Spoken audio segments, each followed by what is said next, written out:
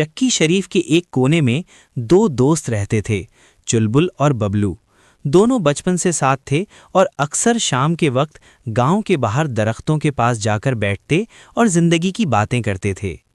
एक शाम वो दोनों हमेशा की तरह गांव से बाहर रास्ते पर चल रहे थे।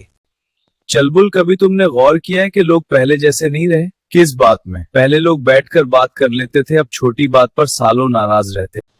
शायद इसलिए कि अब हर कोई अपनी बात को सही समझता है।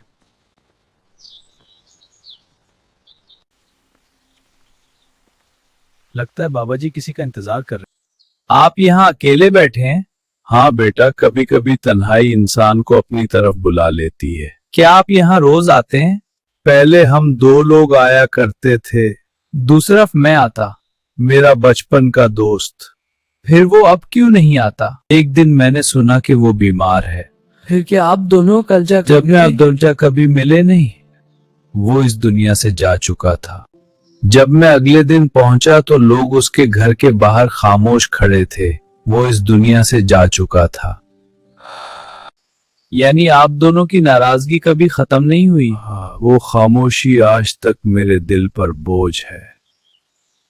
बाबा जी, अगर वक्त वापस मिल जाए तो आप क्या करेंगे? मैं उसी दिन उसके घर चला जाता। और भाई, कभी कभी एक दोस्ती ना फर्क करती है।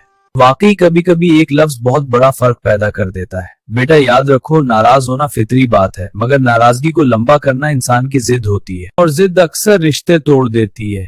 बिल्कुल, इंसान अक्सर ये समझता है कि वक्त बहुत है। बाबा जी, आपकी बात दिल में उतर गई है। बस एक बात याद रखना, अगर कभी किसी अपने से नाराज हो जाओ तो देर न करना, क्योंकि बाज़ औक़ात एक लम्हे की खामोशी पूरी जिंदगी का पछतावा बन जाती है। हम ये बात कभी नहीं भूलेंगे।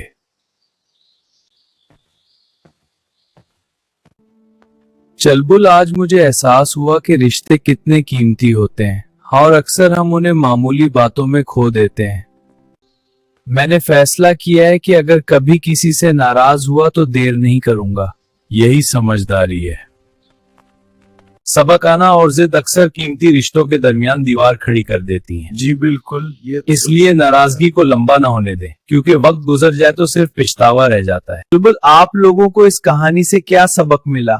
हाँ, ये एक अच्छा सबक है। कमेंट में बताएं और लाइक, शेयर, सब्सक्राइब करें।